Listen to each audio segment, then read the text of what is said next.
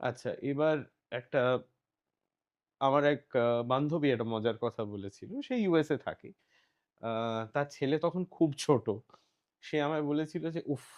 এই বাচ্চাদের স্কুলগুলো হচ্ছে একেকটা ব্যাকটেরিয়া আর ভাইরাসের ইনকিউবেটর। এরা একেক দিন যাবে আর যত রকমের রোগ নিয়ে বাড়িতে আসবে। ওর বাচ্চার থেকে বোধহয় তারপর ওর হাসব্যান্ডের সবাইকার কি সব হয়েছিল-টয়েছিল।" এবার এটা তো ইনফ্যাক্ট ইটস ট্রু, মানে বাচ্চাদের স্কুলের থেকে তো অনেক কিছু ইনফেকশন ছড়ায়। এবার খুব ছোট বাচ্চার সর্দি কাশি হওয়া ইজ ভেরি ভেরি কমন। সেখানে এরকম যদি ইনফেকশন থাকে তাকে স্কুলে পাঠানো কতটা সেফ, বা যে বাচ্চা স্কুলে যাওয়া শুরু করেছে, হোয়াট চান্সেস যে সে স্কুল থেকে কিছু ইনফেকশন নিয়ে বাড়িতে ঢুকবে?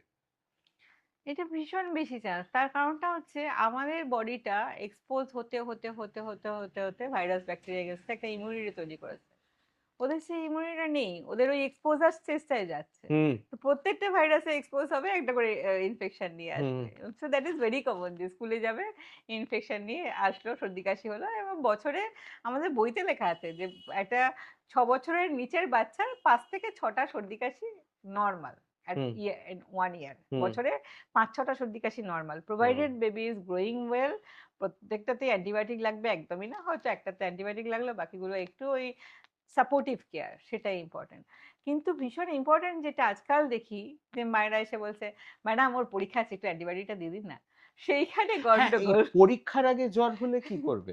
পরীক্ষাটা ইজ নট ইম্পর্টেন্ট, বাচ্চার জ্বর হয়েছে মানে বাচ্চার রেস্ট লাগবে। বেশিরভাগ 70-80% জ্বরগুলো হচ্ছে ভাইরাস, এবং এটাতে অ্যান্টিবায়োটিকের কোনো রোল নেই।